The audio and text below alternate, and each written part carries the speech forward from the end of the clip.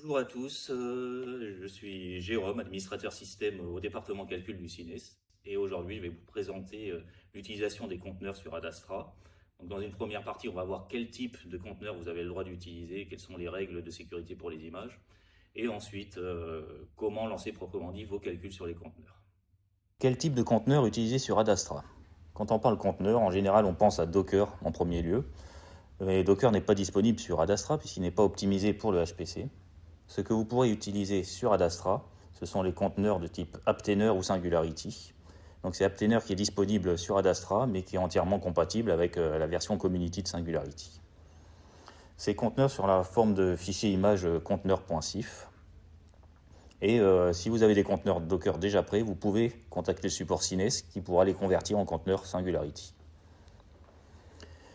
Différents types de conteneurs sont déjà à disposition sur Adastra, et notamment les conteneurs de AMD Infinity Hub qui permettent de disposer de plusieurs applications de calcul comme les codes GROMACS, CP2K, PyTorch, il y a toute une liste de codes, je ne vais pas tous vous les citer ici, et qui sont optimisés du coup pour les calculateurs AMD comme Adastra.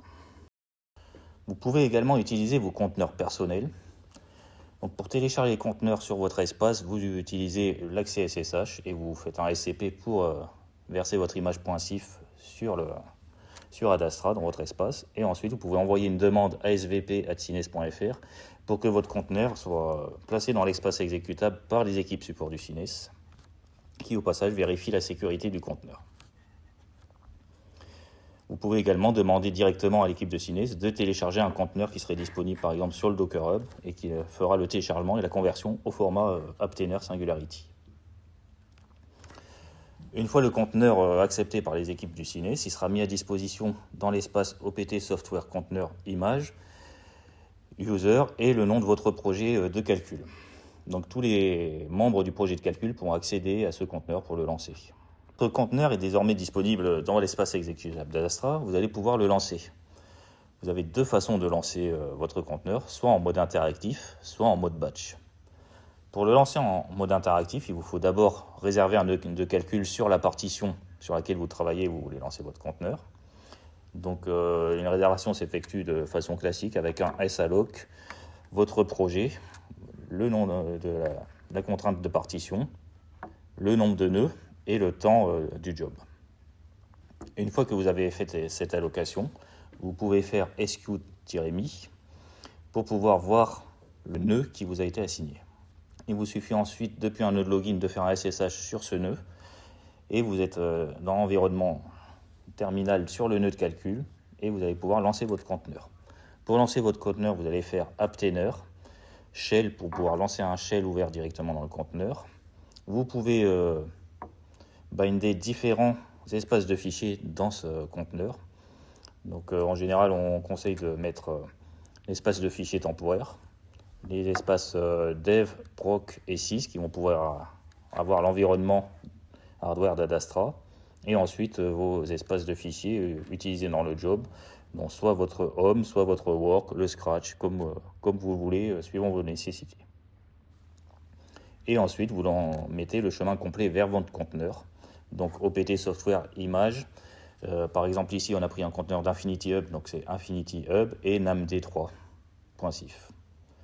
Vous allez ensuite rentrer dans le conteneur proprement dit pour pouvoir exécuter les calculs. Diapo 4. La seconde façon de lancer votre conteneur, c'est d'utiliser le mode batch qui vous permettant de mettre vos jobs en file d'attente. Pour cela, sur le nœud de login, vous devrez construire votre script de batch. Des exemples sont disponibles dans la documentation. Donc, ce qui est important de préciser dans votre script de batch, bien sûr, c'est votre allocation de calcul, les contraintes de partition que vous souhaitez utiliser, les contraintes de ressources demandées, soit plusieurs nœuds ou un nœud entier, ou une partie de nœud en précisant le nombre de GPU ou de CPU et la mémoire que vous souhaitez requérir.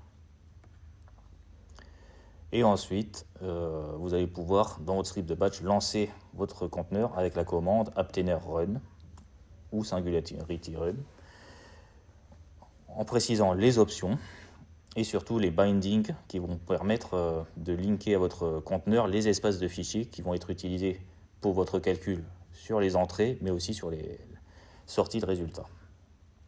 Ensuite, vous mettez le chemin vers l'image de votre conteneur et vous pouvez ajouter les options de lancement de votre conteneur à la suite. Merci pour votre attention. Si vous avez des questions complémentaires, le lien vers notre support et la documentation se trouve en bas de l'écran. Il ne nous reste plus qu'à vous souhaiter de bons calculs.